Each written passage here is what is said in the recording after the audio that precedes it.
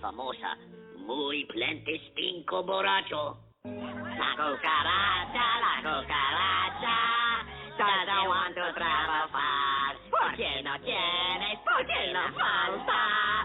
Cigarritos or cigar. Señoritas de Las Vegas are most awful Palestini. I'd rather have an enchilada, or better yet, a hot dog weenie. If I had some more tequila, or another más cerveza, I'd combato Pancho Villa and give him punch in la cabeza. Monterey, Cuernavaca, those places, and you go into an area where there is, a slum area, and by golly, they come out with clean shirts. Para abrocharlo, introduzca la punta metálica dentro de la hebilla y ajústelo hasta que esté seguro. When you get right down to it, we're a nation that speaks English.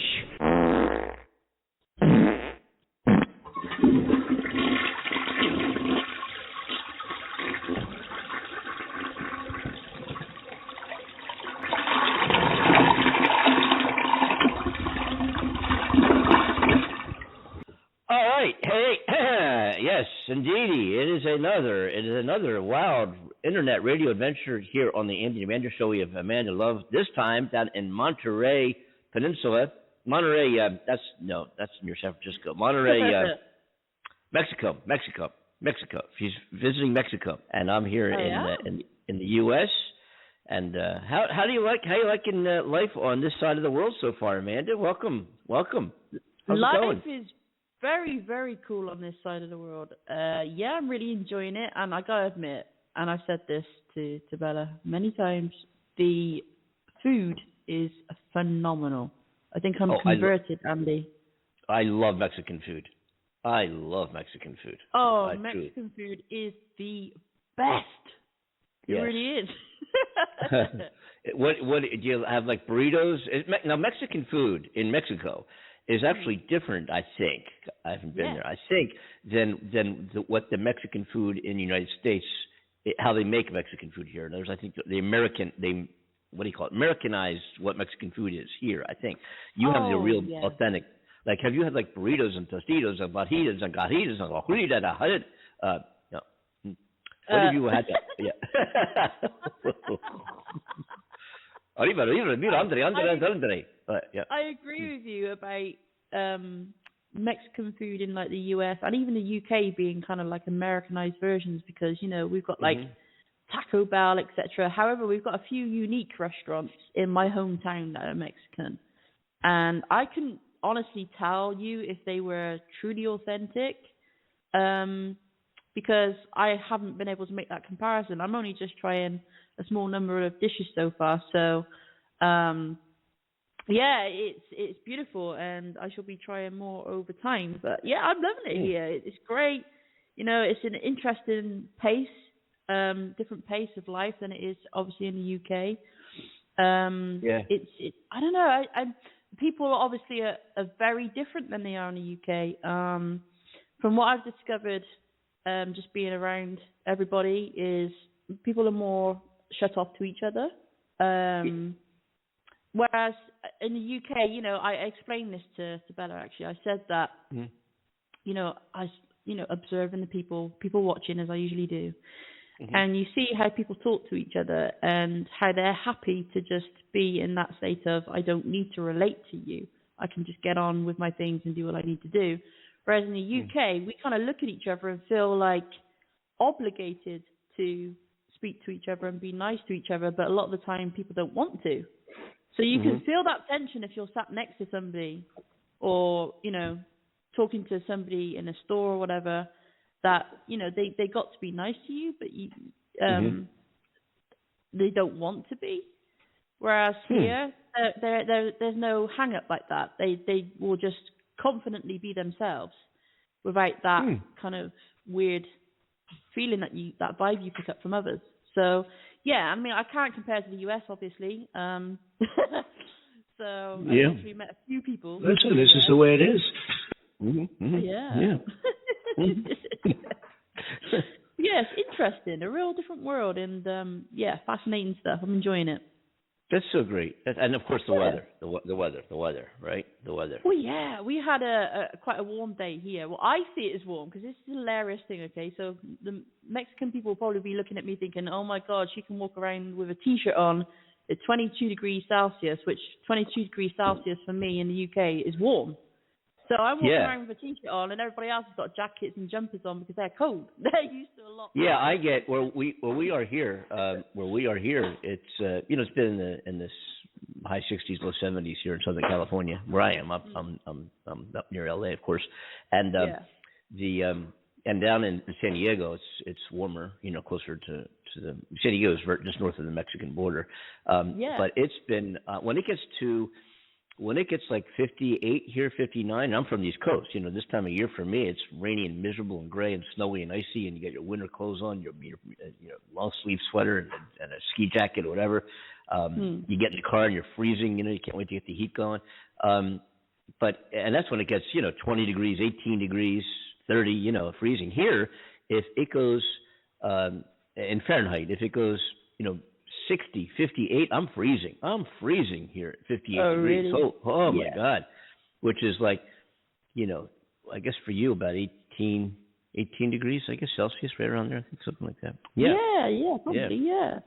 I mean, freezing. even with 18 degrees for me, even though it's warmer, I don't think I can walk around with a t-shirt too long. Right, need to put a jacket on or something. But it depends, because the humidity makes a big difference as well, right? So... But yeah, like right now here in Mexico, it's very, very cold. Are you? Is Monterey elevated? Are you up on a plateau? Is Monterey? I forget the geography. Is Monterey up high in the mountain? You've got the mountains, and where I am is a distance away from Monterey itself in the city. I'm more on the outskirts. So I'm nearer to the mountains, which it's colder. So it's going to be warmer, like 2 degrees warmer if you go into Monterey itself.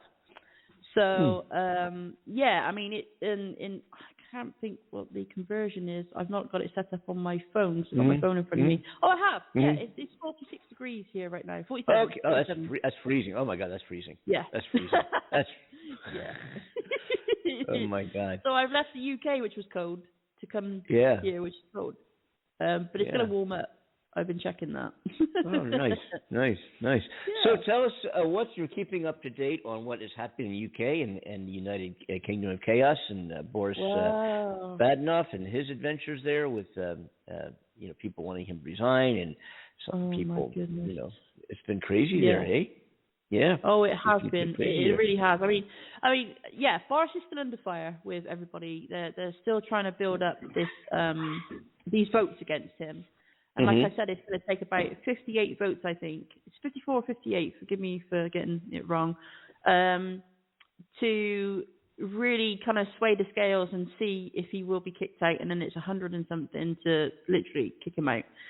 So he's still carrying on. He's still keeping his head up, trying to work government as best he can. He literally had 5 people quit on him since yesterday. Oh, my God. He's falling apart. Yeah. It's falling apart. It is. Government's falling apart right now. So we've had the Director of Communications, Jack Doyle, he quit. He told the staff that recent weeks have taken a terrible toll on my family life, but that he had always intended to leave after 2 years. It says a statement from a number 10 spokeswoman said Chief of Staff Dan Rosenfield had offered his resignation to the Prime Minister earlier on Thursday, but would stay on a while his successor was found. And Mr. Reynolds, the Prime Minister's principal private secretary, will do the same and then return to the role at the Foreign Office. Miss Norozhansky, who quit on this morning, is understood to have been loyal to Miss Mirza. Miss Mirza's resignation was the most significant. Labour's Shadow Secretary for Climate Change, Ed Miliband, told the BBC. So basically, we've had about 4 or 5 people quit. 5, I think it is. Yeah, 5. And so, that kind of shook up Boris Johnson a bit. But he's welcoming change. He's literally telling everybody, "Oh, well, no, change is good. You know, we should see it like that. Change is good." And he's still carrying on. So he's I don't know. He's a weird dude. Else. You know what I mean? Yeah, he's putting on that face. I can't quite figure him out. I can't quite put my finger on what it is about. I know exactly what you mean. You know what I'm saying? You can't. Some folks, leaders, corporate heads, people. I mean, in general, you got to get a grip of who they are. You get a feel for who they are and what they're about, and so forth. And especially, leaders of heads of state. And this is a guy who he just is kind of all over the map in a way. Not so much as his political ideologies, he represents a party, obviously, but just when he gets up in front of the podium and begins to speak, you just don't get it. You know what I mean? No. I mean, you're from there. I mean, what am I off by saying that, or? No, I think you're absolutely right. I mean, I think I'm struggling to work out the guy too, and I've never really taken to him too much. He's done a better job than other prime ministers that I've been in. Personally speaking, I've never liked the last few that we've had. They just didn't sit right with me. They're very kind of pompous and arrogant, and I think Boris was the only one to kind of show any kind of decent humanity towards all people, not just those in class. Because a lot of these things in many countries are separated by class. Okay, so the Tory party, as they're called, which is the Conservative Party, which is what Boris Johnson is part of, they're aimed more towards the higher class, the upper class people, right? And the middle class. So then you've got the Labour Party, which is more towards lower class and middle class, and the Liberal Democrats is more middle class and higher class as well. So although they claim to be for everybody, you've got Labour Party constantly pounding at the Conservative Party at the moment about all of this, saying, we would do things so much differently. And of course they would say that, they want the power. But, I mean, Boris seems more people-friendly, definitely. And I warmed to him in that level. But the way he's dealt with things and the way he puts himself across, I admire it in some ways because he's trying to replicate himself as another... who am I thinking of? You need to help me out with this one, Andy. My mind's gone blank. We had oh God, I hate it when this happens. When we were in the war, we had what's his name? Winston Churchill. Thank you very much. Yes, Winston Churchill. He's a smart guy, but he's a great guy. He's a great man. Absolutely. Yeah. Now, he was a legend. This country loved, adored him, and we always look up to him highly for all that he did. So, Boris Johnson literally models himself on that guy. The way he speaks, his English that he uses, we shall prevail. And he uses certain phrases that Winston Churchill used. So you can see that he's modeled himself on him. And in a way, he does a good job. But in other ways, he's just, I don't know, he's just a bit weird. Well, as they say, I'd be a very gracious loser. Yeah. I kind of admire how he's keeping his head up with all this, though. He's not showing any sign of, I was wrong, I fucked up, I'm going to hold my head, look down and just let everything defeat me. He's literally keeping his head up, getting on with the job, very professional. No matter what's happening, he's trying to carry on, whether that's for his benefit or just... I don't know, the parties. I don't know. I don't think it is for the party. I think it's more for himself, keeping the face, But I wouldn't want to be him right now. This is ridiculous. The system is falling apart. Yeah, I think some of my judgments were wrong, and some were wrong. Yes. And the thing is, Andy, we got, in April, we've got, this whole energy crisis that we're experiencing. Yeah. So in April, we've got the impact of that kicking in, where the energy prices are going to go sky high. So everybody's been preparing for this, and now everybody's also coming forward and pleading with government that we need help, because there's going to be a lot of people frightened of using their energy, electricity, water, whatever it is, because of the energy prices going through the roof and not being able to afford to live and, all this kind of thing. So government are trying to help with that as much as possible. There's talks about that. So, with that going on and the economy, we're literally now, they're forcing people into jobs here in the UK if you've got skills or not. So basically, if you're not skilled for a job, you're still likely to get that job because they need to keep these companies alive and afloat, and they're just taking on everybody at the moment. So it's really interesting how they're ushering people into work. And I think that on one hand, that gives people a great opportunity to do a job they never thought they could before. And on the other hand, I guess it kind of looks like it could be bad because if somebody's thrown into a job with no skills for that job, and then that company starts losing its reputation over the quality of work and, if they're not handling the job very well, if they're rude to customers, depends what it is, I guess. But it could go very wrong. But, I think I'm looking at this as a positive thing, and it's giving people more of an opportunity to do things they couldn't do before. Yeah. But that's to force people in the jobs is kind of unheard of like that before. That's how's that going to manifest itself? I don't know. Wow. Interesting. Yeah. Here we have this is unbelievable. I mean, I don't know how many times I've said you scratch your head and wonder, and let's scratch our head and wonder some more. We've talked about, obviously it's not new news that there's a congressional investigative committee looking into the root causes of the January 6th attack on our Capitol, the insurrection. Yeah. And if the DOJ or the Department of Justice gets involved as a result of this and starts handing down some indictments or more further investigations and so forth, we'll see what happens there. But this is interesting. Two prominent Republicans are within that committee. Also, two people who voted to convict Donald Trump after he was impeached that second time on his role within the insurrection, right? Those two Republicans are Liz Cheney and Representative Adam Kinzinger. Yeah. The Republican Party on, I guess this morning, East Coast time. Anyway, the Republican Party censored those Republican representatives, meaning Liz Cheney and Adam Kinzinger, for joining Congress's probe of Donald Trump's efforts to overturn the 2020 election.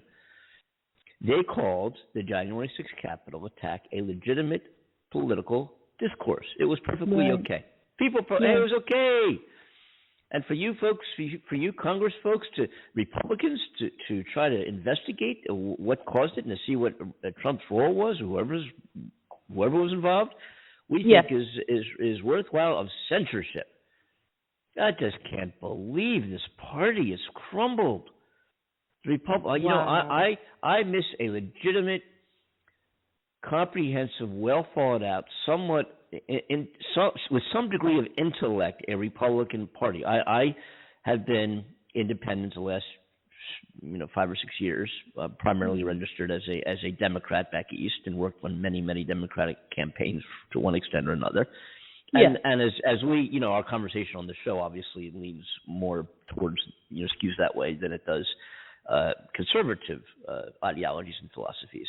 That's just, who we are, I think, on the show. But to a point, and there's other things that we've talked about that are probably skewed more towards conservative philosophies when it comes to economy and economics and finances. And you can't spend a whole bunch of money you don't have, but if you can spend money to make money and generate more money, and by spending that money you benefit millions of people, then maybe you do that. But anyway, the point being here is that I think that the Republican Party has gone down the drain. I mean, it is with this Trump involvement. Ever since he got involved with the Republican Party, it's just not the same anymore. It's surprising. And I can't believe that he still has a grip. That there are still Republican congressmen and senators that they're shitting in their pants that he might say something negative about them. Right. Yeah. They're afraid of him. Afraid of this guy. Which is silly. Yeah.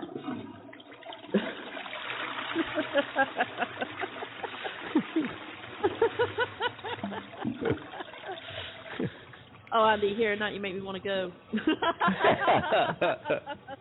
The sound of running water.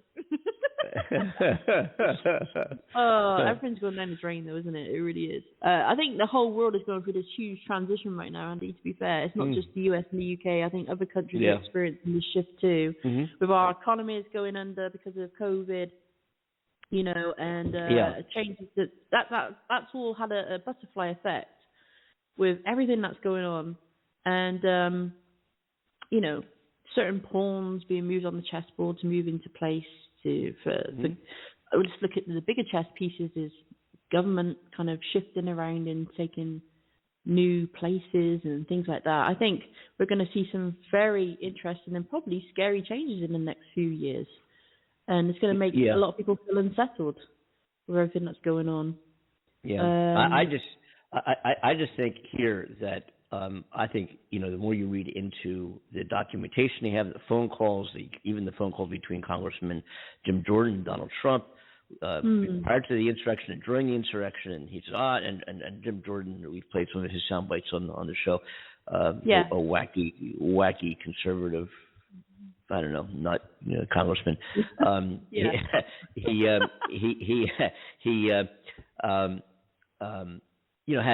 he's, I don't remember when I talked to the guy. I don't remember. I may have talked to him. I talked to him all the time. I talked before, after, during. I don't know. I remember. I don't know. I may have talked to him.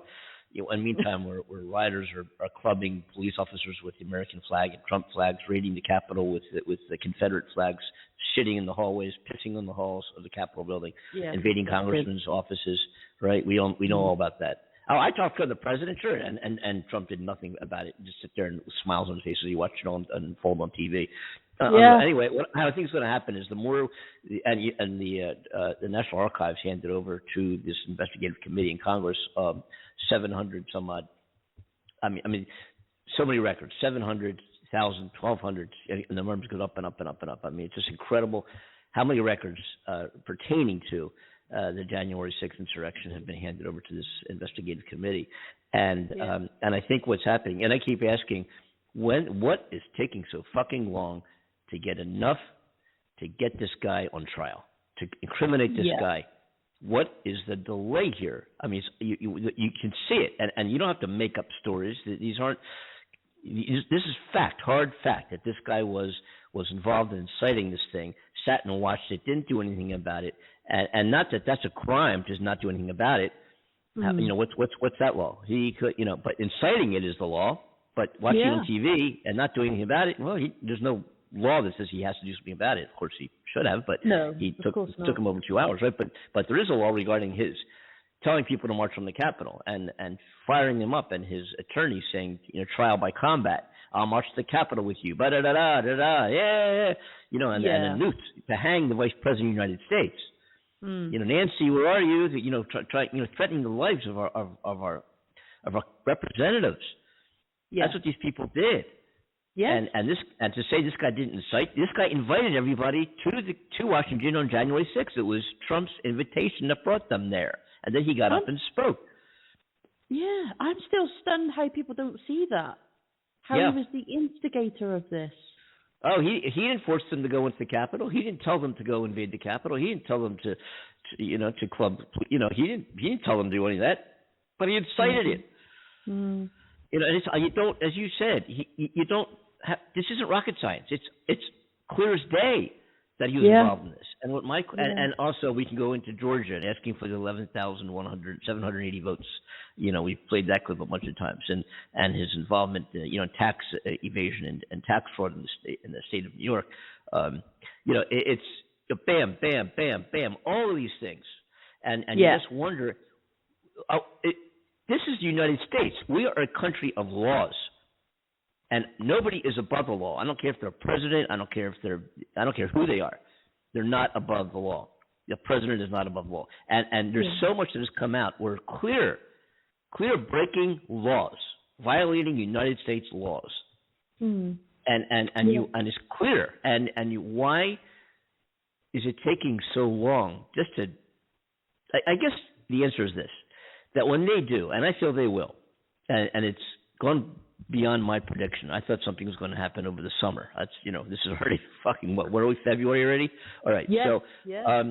So I think the reason is that when they hand out indictments, and I think those indictments are going to come. I really do. I hope I'm right. They're going to make sure they have all their I's dotted, all their T's crossed. They're going to make sure they got everything solidified, that this is ironclad, slam dunk, dude. This you're not getting away with this. And I think that's why they're, if this were just an investigation from an ordinary citizen who was suspected of breaking laws, whatever it might be, he would have won the trial a long time ago. He would have already been tried. It would already happen. Yeah. But being Donald Trump, who seems to get away with all this shit, but this time he's not. And I think this time he knows he's not. And that's why, he just gave this rally in Texas. He gave this rally in Texas. And I was going to play it. It was too long. I decided me and maybe we'll dive into it next week or something. But I was listening to it and watching it. I was about to download it for the show and take excerpts and clips and stuff. And I'm like, I began to do it, and I couldn't tolerate it. I couldn't bear to listen to it myself. Yeah. I'm in Hollywood, California. I'm here, right? I'm in L.A., okay? Trump said crime is so bad in Beverly Hills that the residents of Beverly Hills are now leaving their trunks open so that the criminals can take whatever's in their trunk and not damage the cars. What? Yes, he said that. Listen to it. Download it. It's on YouTube. Yeah. Wow. He said that. And how hard, he one lie after another lie after another lie. Bam, bam, bam, bam, like a machine gun. Boom, lie, right after, and the people are cheering, and he's saying, we have football fields of crowds. This is the largest rally ever happened in Texas. The lines to get in here are still happening. The lines are 30 miles long. 30 miles long. The cars are still coming. This is the largest rally we've ever had. Oh, my God. And why don't they turn and the press, the fake news, why don't they turn their cameras the other way? They won't want to show all the football fields of people we have here in Texas, the largest rally in Texas history. Wow. It's oh, so my crazy. Andy. God. It gives me a headache, and I don't get headaches. I got to tell you something. Okay. And how these people in Texas sit there and applaud this raving, lying lunatic. He's a lunatic. He's a nut. He's not mentally well. He's not a well man. And how these people can just sit there and believe that there's 30 miles of cars still flooding to get in to see him speak. That's just 30. There wasn't 30 miles of car jams trying to. What do you think he is, Woodstock? Yeah. Guarantee it wasn't Woodstock, Mr. Trump. You couldn't come close. Couldn't come close. Unbelievable. Unfucking. Wow, real. that is. I'm sorry, Andy. There's just, I literally, you can hear I can't get a word out. Something like that. The sound that we have. Makes you feel like that because I get so speechless. I could sit here have an opinion all day and talk about it all day, but that man and everything that's going on is just literally blown me away. Oh my God! Yeah, it's like yeah. Yeah. Harry What? Yes, that's the one. Is Washington still recovering from what happened? No, I mean, the country's recovering. We're trying to recover. Yeah. But in terms of the physical structures and so forth, no. Yeah. It's no. Okay. But it's unbelievable. Yes, see, but the guy's you're still right out where there. I am.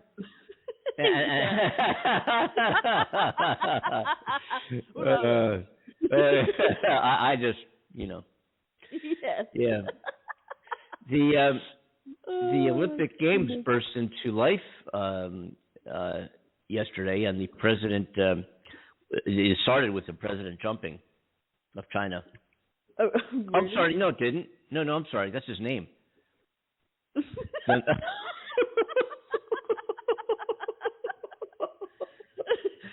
just reading the headlines here. And it said the Olympics opened with president jumping. I'm like, oh, he jumped. He's jumping up and down. He's so excited about this thing. It said President Jumping. His name is Jumping. Not Jump. He didn't. So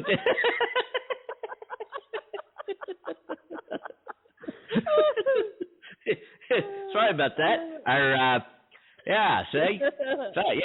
read this headline. I'm just going through Reuters and some of the press services and links we have and the feeds we get here on the show. And one headline says, Beijing, the Olympics Games burst into life with the president jumping.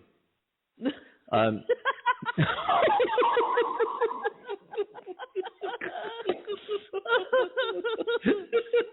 it. Yes, the news is brought to you by the Andy Demander Show. Yeah. Oh, I've just been scanning over one of the headlines of China joins Russia in opposing NATO expansion. Get the hell out. Is that right? That's what right? They're saying. It says China is joining Russia. Are we on the brink of a third world war? Darling, that wouldn't surprise me. Everybody's predicting it's heading that way. China has joined Russia in opposing further NATO expansion as the two countries move closer together in the face of Western pressure. Moscow and Beijing issued a statement showcasing their agreement on a raft of issues during a visit by Russia's... How do you pronounce his name? Vladimir Putin. Yeah. For the Winter Olympics, Mr. Putin. Puking. You can say the President Puking. Mr. Putin claims Western powers are using the NATO Defense Alliance to undermine Russia. It comes amid tensions over Ukraine, which he denies planning to invade. Some 100,000 Russian troops remain at the border with Ukraine, which is a former Soviet republic. Mr. Putin, who has written that Russians and Ukrainians are one nation, has demanded that Ukraine be barred from joining NATO. While the lengthy joint statement did not refer directly to Ukraine, the two countries accused NATO of espousing a Cold War ideology. The friendship between Russia and China has no limits. There are no forbidden areas of cooperation. Really? The talks, which the Kremlin said were very warm, were held ahead of the game's opening ceremony. They were sat there over a glass of hot chocolate, keeping cozy. Unreal. Yes, it was the first time the leaders have met face-to-face since the start of the pandemic. Were they wearing masks? Probably not. The two countries said they were seriously concerned about the... what's this? AUKUS Security Pact between the US, UK and Australia. Announced last year, AUKUS will see Australia build nuclear-powered submarines as part of efforts to boost security in the Asia-Pacific region. It is largely seen as an effort to counter China, which has been accused of raising tensions in disputed territories such as the South China Sea. Apparently, though, a U.S. plane, I was reading about this a little while back, one of your highest technology or planes have been, or crashed or something in the South China Sea, and there was a race between the U.S. and China to get to it first. Yeah. The pilot fucked up a landing. Yeah. Oh, right. Wow. Yeah. So that's going on. That doesn't make everybody nervous too much. Tell me about it. I got to just going to jump back real quick to something else that Trump said. Just crossed my mind. So I'm looking at some other things here. That he also said that the economy was going down the tubes here, and he also said that the gas prices are higher than they've ever been. And he also said, this is in reality. He also said that the Mexicans, the incursion in our south border, they're coming across our borders by the millions and millions and millions. They're invading our country by the millions. It's just a lie. It's a flat out lie. Anyway, what made me say that is because our economy here is strong, despite the Obamacron. What do you call that? Omnibomb. The Omnibomb. Thank you. The Omnibomb. The Omicron surge, and we're going to supposedly have some rate hikes, but the economy here, in fact, created more jobs than way more jobs than had been expected in January, despite the surge and how contagious the Omicron variant is, and so forth. But the more jobs were created in January than they thought, which is a good sign. Right. As a country, and the way I see things, and when I've operated, as you know, I've operated several businesses in the past, and I've signed many paychecks as a president of companies, and the way I basically like to conduct myself in business and otherwise is, I'm going to do what I do. I want to make things happen, and I don't care what happens external, in the world. I mean, I care in terms of, I want people to be happy, and I want life to be good, and us to be peace, and blah blah. But putting all that stuff aside, economic signs, this is happening, that's happening. I like to be proactive in business, be creative, predict what, try to stay ahead of, like you're staying ahead of an airplane as a pilot, stay ahead of the game, and be innovative in your approach to gaining new business and maintaining clients and coming out with new product and ideas, and exchanging ideas, and I'm thinking of the right word here, but anyway, I think we're sorry. This economy is going down, this is going up, jobs are created, this thing was done. Well, I've got this new idea. I'm going to advertise here. I'm going to try to tackle this market and see if I can integrate my product and services within this market. What do I have to do to gain business within the market? How am I going to approach it and make it happen? And that's part of the fun of being in business. It's not just make it hello Bill, but the challenge is how do I make my business equivalent to the Nike logo. When you see that Nike swirl on their products, you don't ask yourself what that company does. They make sneakers. Well, actually, they don't. They contract their sneaker manufacturing out to companies in Taiwan and China, different places. But anyway, they're a marketing group up in Seattle. They're a marketing company, and they put billions of dollars into so what their Nike logo is. You drive down the road, you don't ask yourself, well, what's that company do? What's that swirl mean? It's Nike. They make sneakers. So in a smaller scale, it's kind of cool to think about in business. I want to do that. I want people, when they think of my business, my products, my services, my branding, I want them to know what I do and what my position is within the market and the industry in which I serve. I want them to know that. And how do I make that happen? That's so cool. Yeah. I mean, it's so cool to strategize, to think and exchange ideas and implement programs and budget and, go ahead and launch these programs. And you might have to adjust the course midway if things, you don't change your commitment or your objective to making these happen, but how you get there, you may have to adjust a little bit. And that's part of the fun and the excitement and the energy of being in business, And if you pay attention to all this bullshit that's occurring external to your ideas and your plan, in business this is, not to life, then you got to ignore all that crap. The economy is this, jobs this, the only thing I care about regarding jobs, I want people to obviously be happy and be able to make a living and pay the bills and have great lives and raise great kids, and that's obvious.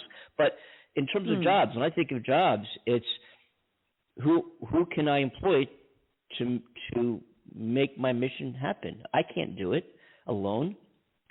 So I've got it. When you employ people, every single person who I bring in my company is an integral part of making this plan happen. And we can't do it alone. An employee is the most valuable asset to any organization. The employee is the most valuable asset. And absolutely. And we're at that time, aren't we? Perfect opportunity in history and time to allow so many great minds and people with great skills to come forward now and do wondrous things for this country or any country and the economy if they're given the chance. Yeah. This is the perfect opportunity to allow those people to come forward. They could contribute something absolutely incredible to this world right now. Yes. Yeah. I mean, really, more should be done to praise that. Yeah. Yeah. The opportunities are incredible. Unbelievable. Yeah. It truly is. It is. And where our economy is changing as well, and we've got this whole, cryptocurrency as well. You can see everything's on the verge of change. It's just fascinating time. So it is fascinating what are you time. going to say? Yeah. Well, what I think is you added I was telling you I was producing Let me step back here. What was I going to say? Oh yeah, I was producing a young woman from Austin, Texas, by the name of Natalie More, and we played, I think, a tune of hers way back. And we sent a tune that we had laid down some tracks. We sent it to you, and you laid in some keyboard tracks. And I said, well, let's, and I remember we played that tune I think a while back, and said, oh, what? That's before you added the keyboard. And for those of you who don't know, Amanda and I are both musicians. That's a real gig. That's what actually, for me, has been supporting me in the music biz, in the entertainment biz, and a little bit of the acting biz too. That's a whole other show. Anyway, and that has been other shows, hasn't it? Anyway, But regarding the tune, and your addition to the song was so just beautifully done. You have such an incredible knack and feel and taste for flavoring. Thank you. You really do, and I expect to hear and see much more out of your music career as we move ahead. Thank you. I plan to. I'm planning to do more with that. I guess where my life has been changing quite a lot in these past couple of years, I'm trying to find my feet in the right places now in certain areas of my life. So I can focus more on the things that I'm passionate about. Mm. So, good. Yeah. Oh, because you're in Mexico now, right? I am. Are you able to bring in your music equipment there? Because you're going to be there for a little while now. That's right. I've got my because I was working predominantly on my iMac, which is at home. Oh, nice. But I iMac. do want. Okay. Yeah, I do want to purchase an Apple laptop. Yeah. Okay, No. I was going to say, I'm not familiar with Apple. I'm PC and Android. Oh, okay. here. Yes, of course. Sorry. So the iMac is the So an iMac is not a laptop, obviously. An iMac. No, is it's the main computer, like a normal computer that you'd have with the base and everything. Obviously, gotcha. the iMac doesn't have the base or anything like that. But I want to get the Apple laptop, and so I can go anywhere in the world and still work. And so I'm currently using Bella's laptop, thanks to her. And so I shall be doing some stuff. I brought my mini keyboard with me and some other stuff. I had to be careful what I could bring, actually, into this country. You're very limited, and I had a lot of stuff to bring. So it was like, okay, do I take this? Do I take that? No, okay, so I'll leave this. And there's means of me doing things. It's just, be very sensible. So let's take a listen to this tune. And I met this young woman, Natalie, at a venue where I was doing a show, and she was there and got up on stage and played ukulele, did a song at this kind of this open stage kind of presentation, in my local neighborhood here, and I host this gathering of emerging singer-songwriters. Usually about once a week or so. I try to get over there, but so I met her there, and she's from Austin, Texas, and heard her play a little tune on the ukulele, and she sang, and I'm like, oh my God, this girl's got so much potential, and brought her into my studio. She's supposed to go back to Austin, Texas, and I talked her into staying and doing some more recording. So we laid down this tune, and this is how we did it. Just one take, bam, just one take. And I played guitar, then added guitar, and then also over COVID, I tried to learn how to play bass. So I play 2 or even 3 guitars. I forget how many guitars. I think 2 guitars. We played the song together with just one guitar and sang. Then later I added a second guitar. Then later than that I added the bass. Then I sent it to you, and you added the keys. Okay. Yes. So let's take a listen to how this all culminated.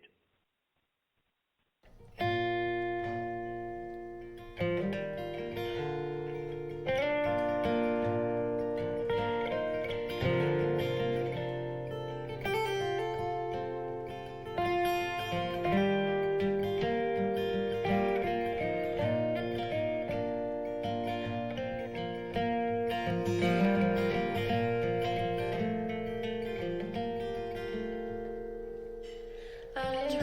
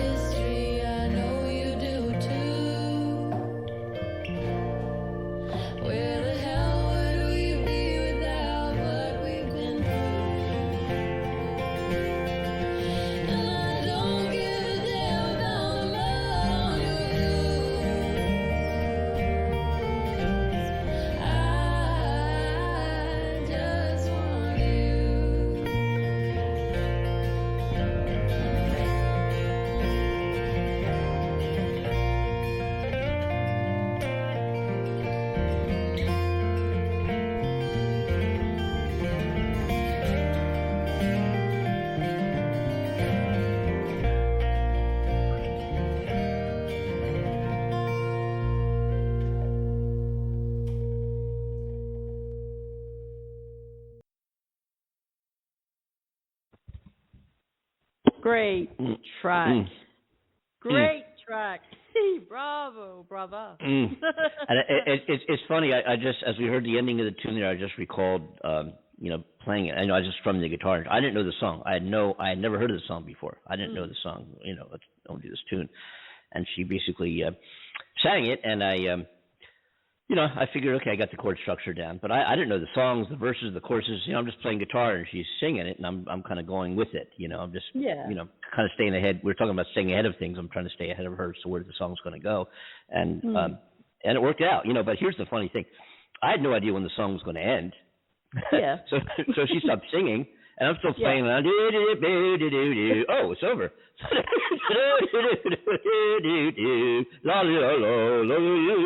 Oh, I got to end this thing. And so that whole ending was just, I didn't know the song was done. So I had to, I got to figure out how I'm going to end this song. We're done. Okay. And then the song. And it that's what you heard at the end there. It was kind of funny. But anyway. Oh, I love hearing things like that. That's cool. What you think? What do you think of the song? Great. I can hear that you've layered in the extra vocals now. Yes. Because, of course, when you sent it to me to do the extra padding on the track, it was just her main vocals, and that was it. But now with the extra harmonies and stuff, it sounds really good. Isn't it good? You'll have to send me the proper copy, though, because I can't appreciate it as well on live. Right, why don't I do this? Why don't I email you that and a few more tracks? You don't have a keyboard there. I take it. You don't have a keyboard there. I brought my mini keyboard with me. Oh, you do? Yeah. So if you have a keyboard with MIDI and then you have the laptop, couldn't you add additional tracks from there still, from other possible, tunes? Yeah. I brought my software with me, but what I didn't bring, because I use a software called Reason by Propellerhead. And I've got like a USB key that you plug into your computer to activate it. I got to find out online if I can still do it, because I forgot the USB key. You probably can. You probably can. Yeah, just let them know. Can. You can. Yeah. Here's the other question I have. I think I mentioned this to you before. I'm a huge fan of PreSonus, external gear hardware software. Yes, I use Studio One, and I think Studio One is, as a musician, I'm not a recording engineer. I'm learning. I recorded the tune you just heard, and I'm doing Kevin Michaels tunes and so forth. And I say to myself, God, I'm not a recording engineer, but here I am being a recording engineer, so maybe I am. Anyway, I'm not a recording engineer. Yeah, I've only released about 27 songs. I'm not a recording. Yeah, I'm not a recording. I don't know. Anyway,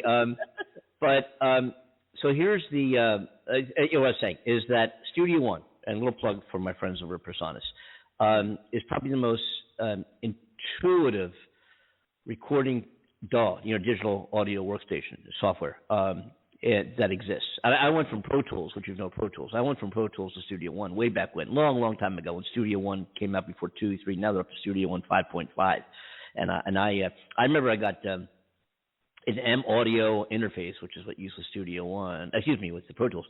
And had Pro Tools, and it just didn't. The PC, I think in an Apple environment, Pro Tools might be more appropriate. But even then, it seemed cumbersome. You got to open folders and take this out of the folder and leave this down and open another folder. Studio One, you just drag and drop everything you want to do, and you don't even bam, bam, bam, bam. And then you have a scratch pad. Oh, let me see if I did this, how would it sound? You have a scratch pad. It doesn't affect your original recording. And then if you want to try different versions, reset, let's say you want to reset some volume levels, reset your compressions and reverbs, you can actually save different mixes of the tune and go back and play any one you want. So, you keep your original. Let me play around with this stuff, bum, bum, bum, and save different versions of it. And never, and with the click of a mouse, go back to the other one, bam. Yeah. It's just, and so, and the effects and loops and instruments and MIDIs and, thousands. It's just incredible. And everything's drag and drop. And everything is, it's incredible. All I can say is, I don't know, I just play guitar and do vocals and keep things, I don't do MIDI composition. I don't do rap music. I don't do disco and, effects and bumpity.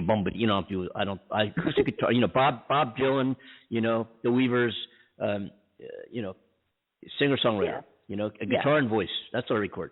And Studio One is so much more capability than what I use it for. I could probably I think for your needs, Studio One is perfect because, I temporarily used it for a while. Oh. And I appreciated the simplicity of it like you described. Yeah. I found myself drifting back to Reason simply because of the extensive sound library and effects that you could get there, and that was before the purchase ones that you could get. So I guess, I just found myself drifting back because it was familiar and didn't really give Studio One that kind of opportunity, because I was producing more as a producer than I was just, I don't know, like a singer-songwriter just trying to lay down a track with a guitar or whatever. But, when you get a couple minutes, if you want to take the time, go into YouTube and look up Studio One 5 and just look at some demos and people doing things that'll blow you away. It just there are literally thousands and thousands and thousands of instruments and loops and samples and drum tracks, and just it's beyond way over my head, not your head, because this is what you do. I have no I have no clue of how you do what you do, and you just do a good job of it, but it's a different world than I live in. I'm singing Kumbaya. Know what I'm saying? So give me GCD on a guitar, I'm good, and that's all I know.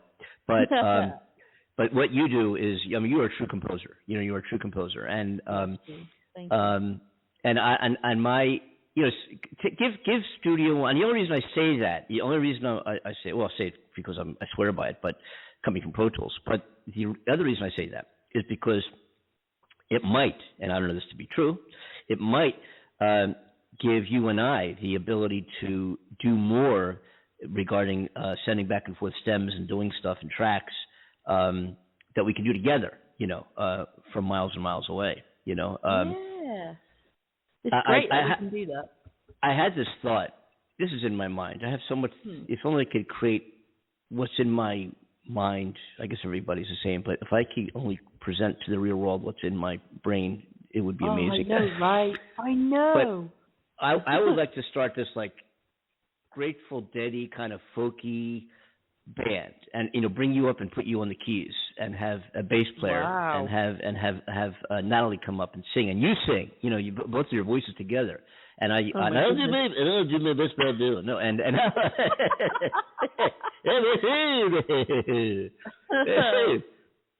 anyway, it would be pretty incredible. Wow. I know it would be incredible. I know that if we would take the stage, and it would blow people away. I know it would. Absolutely. I would be crapping myself, Andy. I've never done anything unbelievable. like that. and there's a guy back. He lives in Delaware. Been in the music biz. He's incredibly talented guitar player. I mean, he is. He's sat in on me when I've done some shows. He just brings the guitar and sits down, electric guitar. I've got a few pedals that he uses. And I'm playing. People, coming to see Andy Kimball, they don't know who I'm going to have with me, because I never knew who I'm going to have with me. Sometimes I invite people to join the show, and they know what? Yeah, just come in and sit in. And they're like, really? They don't know what I do. I don't know what they do, but we make it happen. And it's always an enjoyable time. Yeah. So E.B. Hawkins is the guy's name, and he's an amazing, beyond incredible, talented guitar player, songwriter, composer on the guitar. I mean, he is just. So I'm sitting down doing a show. And people are wondering, okay, I'm doing my thing. Everybody's asking about E.B. Hawkins. Who's that? Who is he? Who's that masked man? He's that good. He's that good. And it would be so cool if I could get E.B. Hawkins out to California, and we could probably do a 3-hour show and not take a break. And if you came up and did keys, and Natalie came up for vocals, we put in a really good bass player, maybe another guitar player. We would absolutely blow audiences away. We would, and that's an absolute fact. That's an absolute fact. I love your sense of enthusiasm, my darling. I just wish I could make half. In the meantime, I strum my guitar. I cucaracha. I do what I do. Wow! We're coming to the end of the show. Oh my God! Oh no! I'll tell you. God, these hours go by fast. We get to talk about so many different things, I know. It's amazing. But I want to learn. I think we should do. What's that song called? Oh, that one. Yeah, that one. Mm-hmm. Oh, absolutely. I think I think definitely that. Thank you.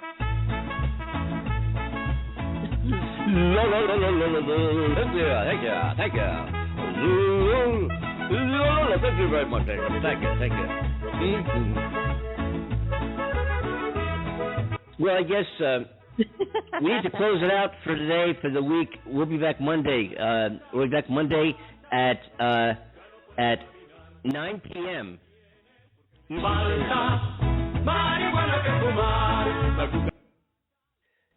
How'd that happen? 9 p.m. Wow. Okay, here we go. Yeah, tell me about it. Anyway, we'll be back 9 p.m. Monday. 8 p.m. for you, Amanda. Does that work for you? Yes, that is 8. absolutely fine. Yes, that is perfect. Or 7 even better. Let's make it 7 your time. 7. 7 p.m. my time. Okie dokie. Yeah. Does that work? Does that work? Yep, that will be absolutely fine. Yeah. Or maybe 8. See, then 9 p.m. Eastern. 9 p.m. Eastern is 8 p.m. for you, and 6 p.m. for me. Let's go 9. Let's go. Excuse me. 9 p.m. Eastern Standard. Soul. Beverly, you're 5. Soul. 9 p.m. it is. Let's go now. We can play around with it. All right. I just want to see what the numbers are on Blog Talk Radio because I think I think a late night audience. I'm going Eastern Standard Time here, and you and I are both on the. Absolutely. So Cornell on the East Coast will be 9 p.m. Yeah. That'll be 8 p.m. for you and 6 p.m. for me. So 8 p.m. for myself. Okay. 8 p.m. in the southern part of the world. 8 p.m. in Mexico, and that in the UK is early 3 a.m. in the morning. 3 a.m. in the morning. But then our listenership live in the UK isn't as great as other parts of the world. So no, it's not. That's absolutely fine. We need to play with the numbers, definitely. Yeah. We do. So let's play around with this, and we'll do some because let's face it, our live numbers are not impressive. Nobody's ever heard of Blog Talk Radio, so we're really I can give that number out all day long. We do get some callers, but most of our listeners listen to our show on podcast, and which is fine. Welcome aboard, and absolutely. We do have a live show. This is not produced as a podcast. This is a radio show with the call-in numbers, the switchboard, the whole thing. Like every capability that any other radio station would have, we have, and that's how this thing is produced. And we want to get our live numbers up because we're planning on taking the show in some different directions this first quarter of 2022. So I want to play around with this. We will play around with this. So for Monday, for next week, let's just do it for the week. We're going to go on at 8 p.m. For you, Amanda, it'll be 9 p.m. Eastern Standard Time, whatever time that is in your corner of the world, 9 p.m. starting Monday, the 7th of February. And I also want to say this, that Kevin Michaels and I are getting together to mix his next song For You, which his other song, Down Home Georgia, is still riding up. I thought you were going to say for me then, personally. I was like, wow, fantastic. We're going to mix it For You. For You. We're getting together Sunday, Monday, and we're going to debut the song probably Wednesday or maybe Friday. We're doing a great big record release party for Kevin in Santa Monica next weekend, next Saturday night. We're going to have For You mix. We're going to have a live band there. Kevin's going to sing, and that's going to be at Patrick's Roadhouse in Santa Monica on next, I think it's the 12th of February, whatever day that is, whenever next weekend. So we're mixing and we're releasing the next tune. And Down Home Georgia went number 1. It's still number 1 in the national country charts and indie charts. His next song that is already recorded in Nashville, we need to remix. It's another story. We're remixing it this weekend, and it's going to be released next week. And we're going to debut the song on this show on Wednesday. We're going to hear Kevin Michaels' next song called For You. And we'll play some other music on Wednesday, too. So welcome aboard, folks. Great being here. Amanda, why don't you take us home? And we'll see. Have a great, safe, strong, healthy, good weekend, and we'll see you back here Monday. Remember, Monday night, 9 p.m. Eastern Standard Time. Go ahead, Amanda. Take it away. Absolutely. So on behalf of my wonderful co-host, Andy Kimball in California, Hollywood, myself, Amanda Love, here in Monterey, Mexico, thank you so much for all you beautiful listeners for joining us once again, and have an amazing weekend. Catch us Monday. You heard all the good stuff from Andy. What's happening next week. So exciting. So come and join us, and we'll see you then. We love you. Take care. Smile. Have a good one. You bet. Take care, folks. Bye.